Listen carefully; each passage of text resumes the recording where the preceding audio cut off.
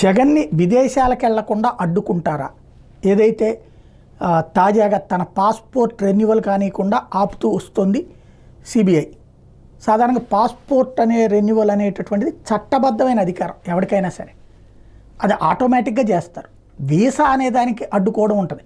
కానీ first time CBI passport రెన్యువల్ని కూడా ఆపుతూ ఉండటం. ఎందుకంటే మనుషులు ఇక్కడ బతికున్నప్పుడు, ఈ దేశంలోనే ఉన్నప్పుడు పాస్పోర్ట్ రెన్యువల్కి ఏంటి ప్రాబ్లం? విదేశాలకు వెళ్ళకూడదు అనుకుంటే కనుక ఆ పాస్పోర్ట్ని కోర్టులో సరెండర్ చేయమంటారు.